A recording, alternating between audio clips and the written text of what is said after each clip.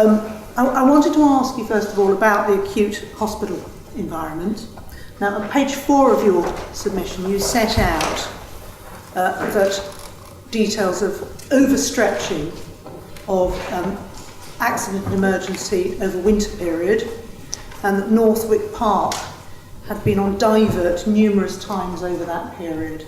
I wonder if you can help us. Can you expand for us on what happens to patient when a site is on divert, and how is a divert managed, please? I'll be happy to answer that. My professional background as a registered nurse is actually in accident and emergency. And could you speak up? And I've worked in 4 accident and emergency departments in North West London.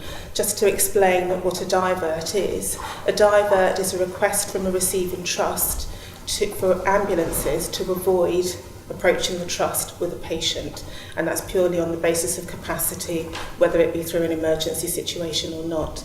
So a patient has already called for an ambulance, and that ambulance is told to go elsewhere. The issue within North West London is we've found that the majority of accident and emergency departments are running at full capacity, and some of them are over capacity. So there's no real release valve for the ambulance anywhere for the ambulance to go.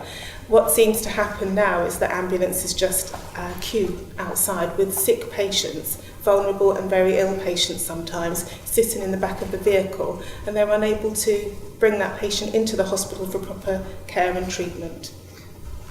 Can I just clarify? Are you saying that rather than actually going on divert, when a divert happens, they no longer divert, they simply wait? Is that?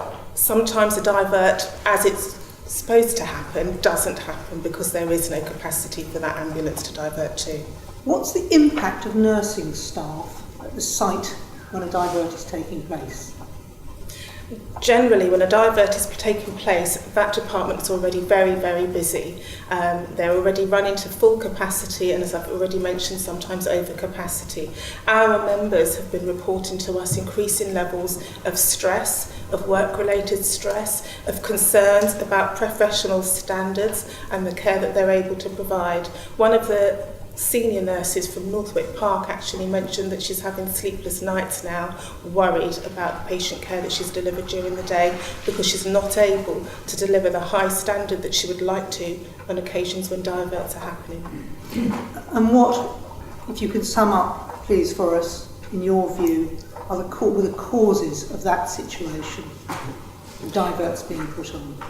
The causes are generally due to lack of bed capacity within the system. So if a patient arrives at A&E, they're generally assessed, treated and discharged, or assessed, treated and admitted to hospital for further treatment.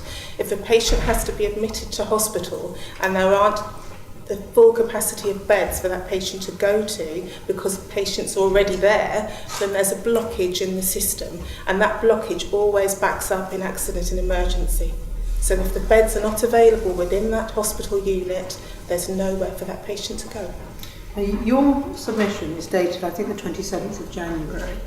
Are you able to assist with whether the pressures that you talked about at that stage have changed in any way since then? My understanding from speaking to some of the trusts is that it changes on a daily basis. The trusts are generally working very hard to find capacity, discharge patients earlier than they might have discharged them before, to release free beds for patients in accident and emergency to be able to move into. Are you able to say whether, in fact, the situation has got better, got worse, or is it more or less the same? It's more or less the same.